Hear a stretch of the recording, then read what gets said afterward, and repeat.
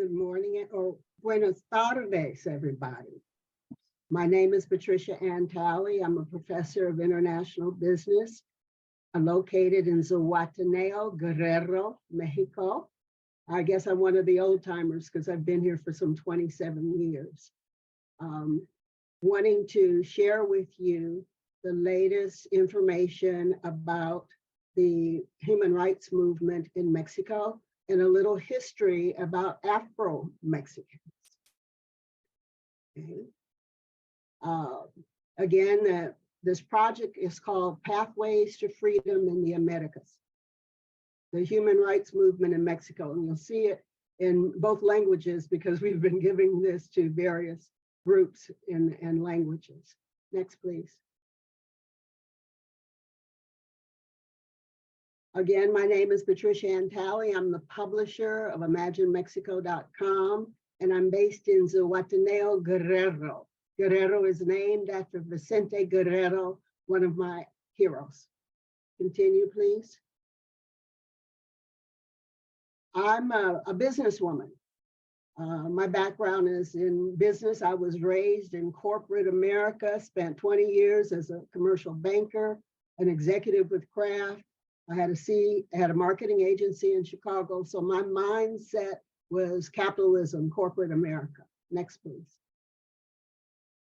All this started when I decided in 1997 to go back to grad school and get my doctorate. And I was fortunate enough to be assigned as my mentor and advisor, the great C.K. Prahalad. He's out of India.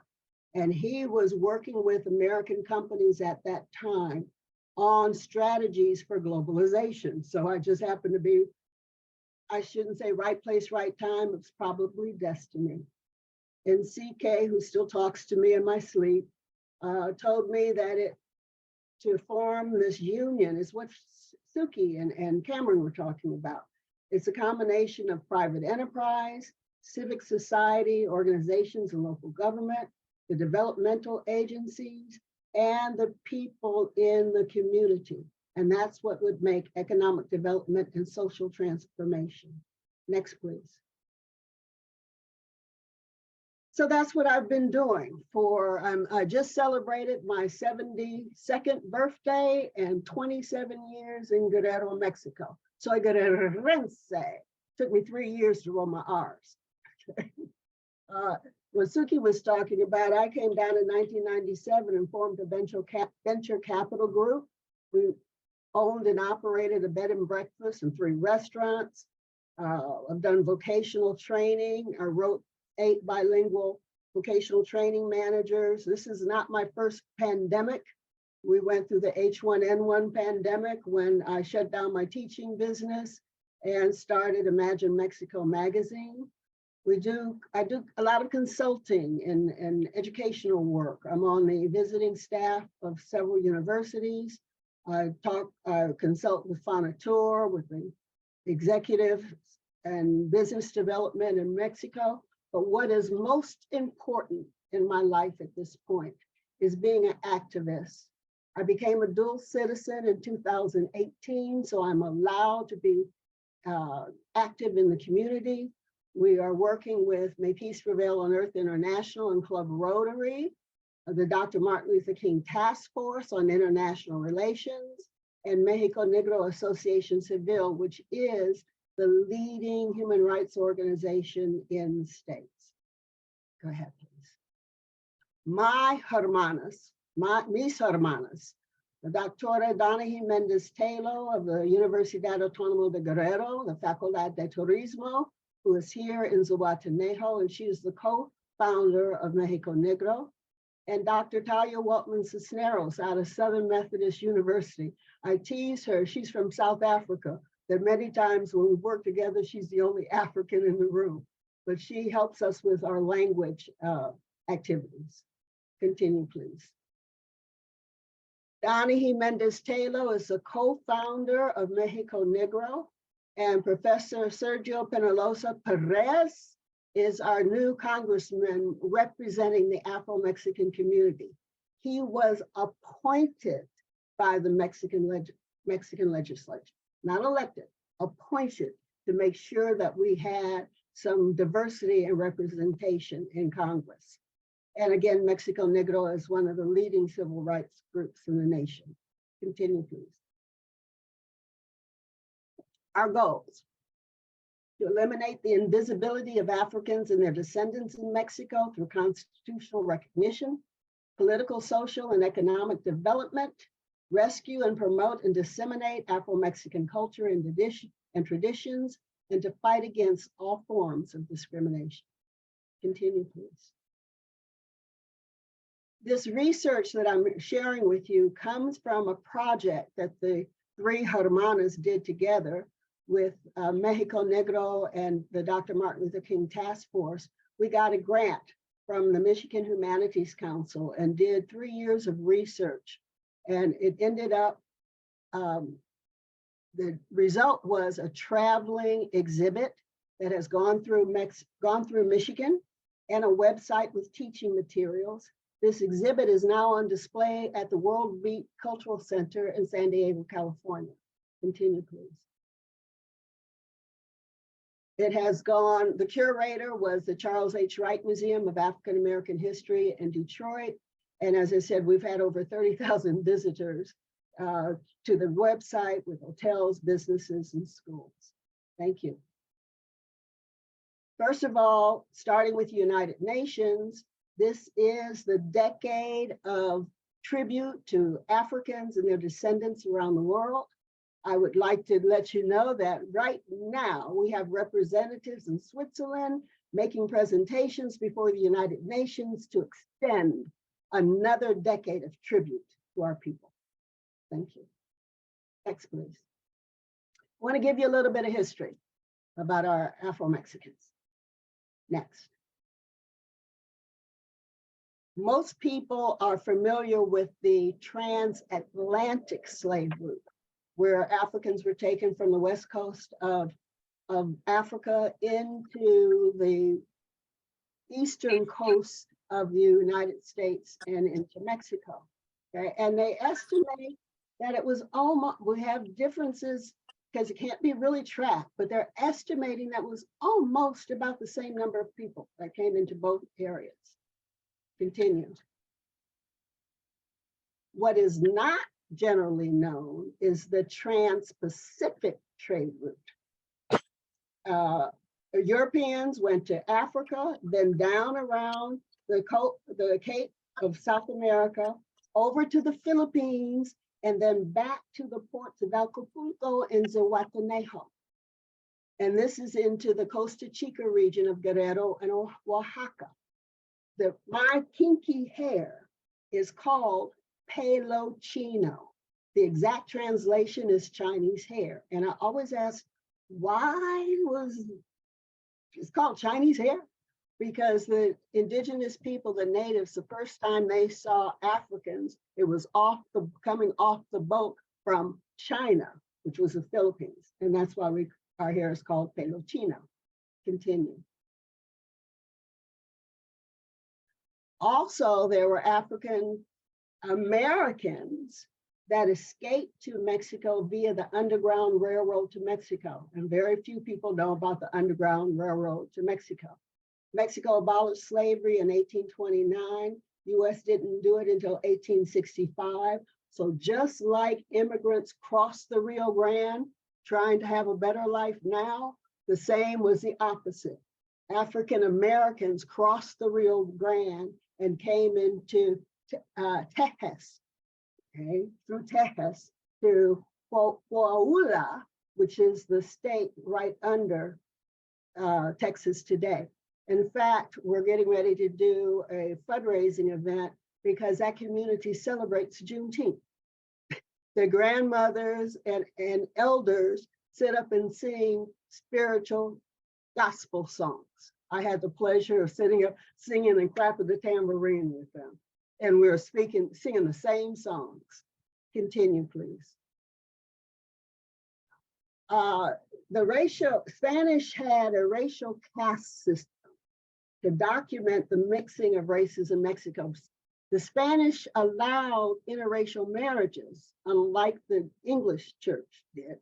Interracial marriages were not allowed until 1962 in the United States, but it was always allowed in Mexico. However, the caste system was established in terms of economic and social hierarchy.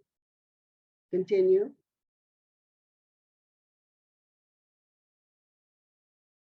Another example of the caste system. You know, the various combinations of indigenous or natives, Africans, Spanish, and what their children would be called. Next, please. According to a study, and this is going to shock a lot of people, sure shocked me, that during colonial times, Africans outnumbered Europeans by 3 to 1 in Mexico, by 3 to 1. Okay? Everybody has a Black grandma. Okay? If we use the same determination of race, in the United States, if you have 1 drop of Black blood, Plessy versus Ferguson, 1896, then you are considered Black. If we applied that same measurement here in Mexico, we would have a whole lot of Black people. Continue. A few years ago, under the state Senate, they did a study. The book is called Afro-Mexico. Our state legislator did it. And we found out that there are, for lack of a better word, regional groups or tribal names, because these communities are often very agricultural. They are away from the general urban populations, so they have maintained their tribal names. And so, next, please. Nothing in Mexico, no document in Mexico indicates race. Where if you go to the United States, even on my dentist form, they want to indicate your racial background, but nothing indicates race. President Vicente Guerrero said, todos somos americanos. We are all Americans. Continue. And that was his legacy. I'm showing you a real picture of Vicente Guerrero and the whitewashed picture of Vicente Guerrero that is often shown in textbooks. Okay. We won his independence and he abolished slavery in this country. My hero. Next, please.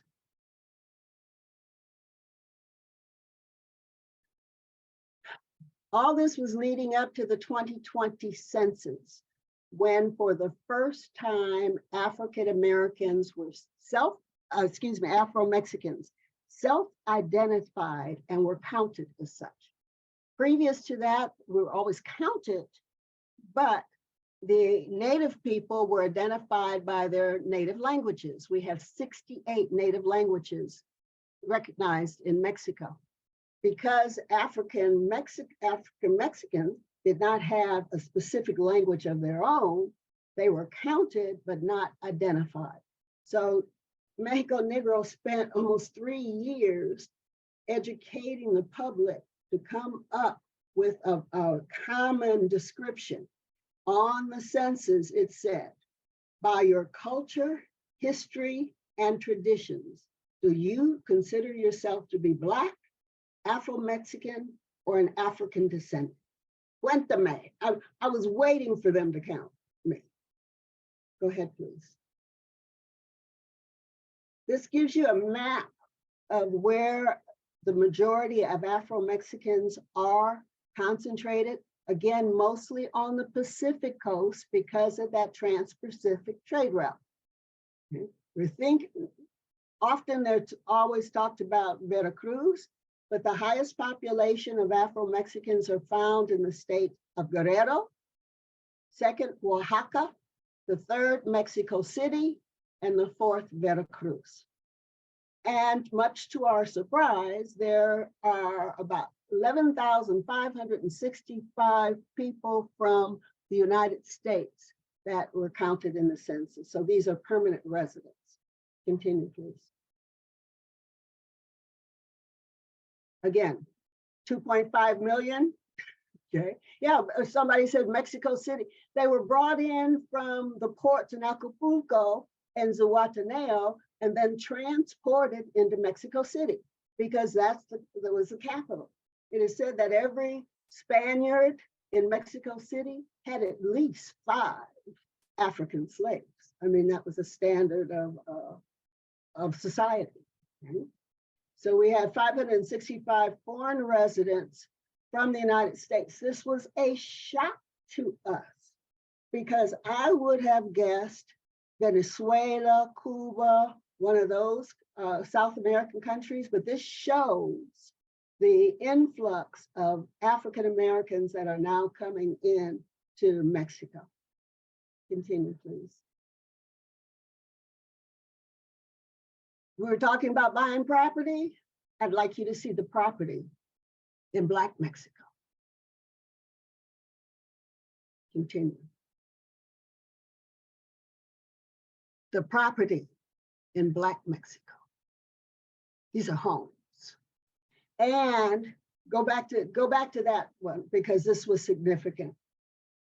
When the Africans came into this region, they built huts, just like in Africa. They built huts. This is what you see, the last standing hut.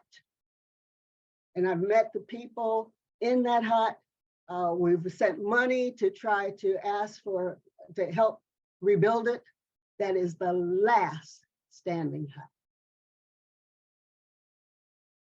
Continue. The people.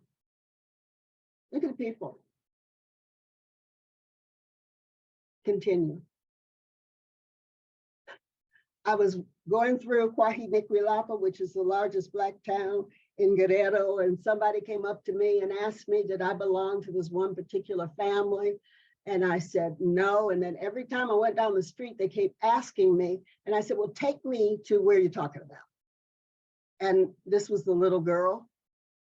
She could have been my granddaughter. How do we know that she's not connected? How do we know? They look just like me, just like me. Continue. Recently, our Afro youth activists addressed the Mexican Congress. That was just a couple of weeks ago, and talked about what was going on in their communities. Again, isolated rural areas. Children have to go to work to help their families. They can't continue with their education because they have to go to work. Schools are poor schools. Culture and history is not taught. Health facilities and staff are missing. And many communities don't have electric and internet connections. Our Congressman Sergio Penosa just met with CFE, the electrical company, this past week and made them commit to install electrical lines in many of these communities. I'll pause for a minute because that little young girl sitting down in the front row on the left-hand side is my niece. And so this is a proud auntie moment because she presented in front of the Mexican Congress. Continue.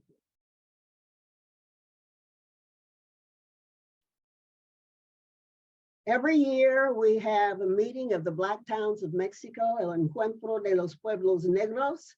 Our 23rd annual meeting was in November 2020. It's always about mid-November, and we had it in Oaxaca. Continue, please.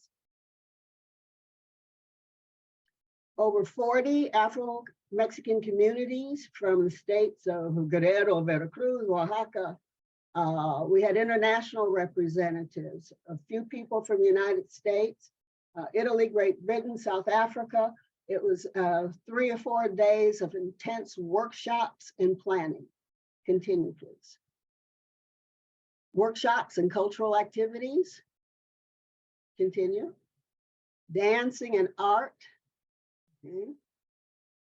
And through the affiliation of the Dr. Martin Luther King Task Force, we've made a structure that they can accept tax-deductible donations from Mexico Negro Asociación Civil.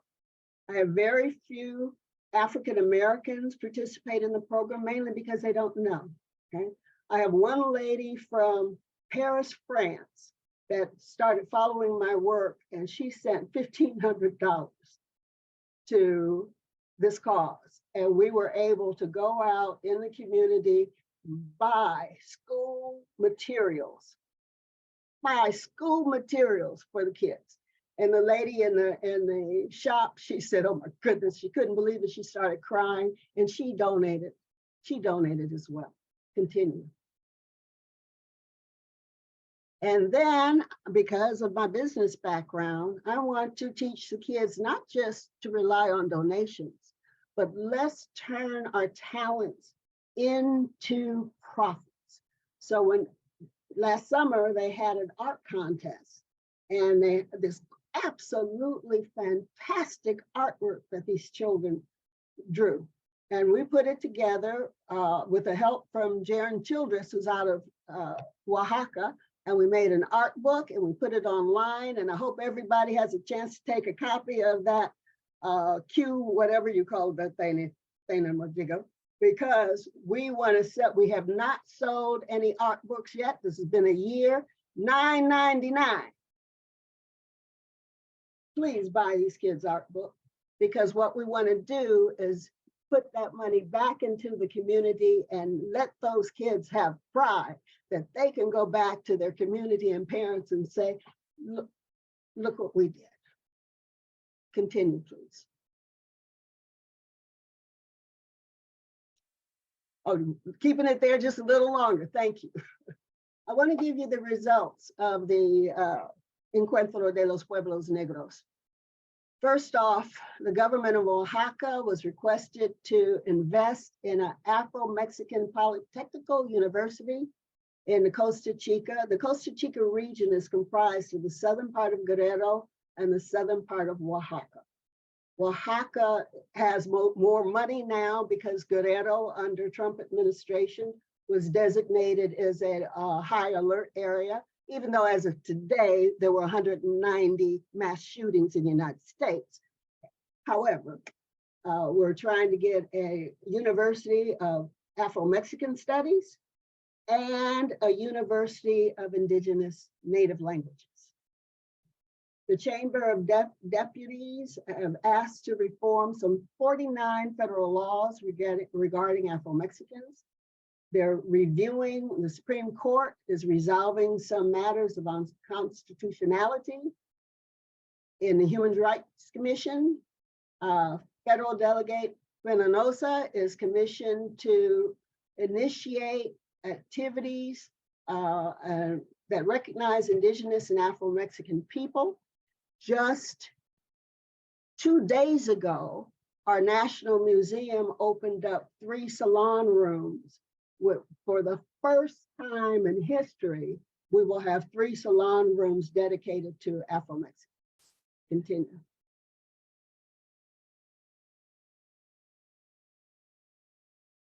Dr. Rosa Maria Castro is, I mentioned this earlier, she's in Switzerland right at this moment to petition an extension of another decade of tribute to Afro-Mexicans. And demand is made that the electoral tribunals guarantee the participation of Afro-Mexican women in the political activities.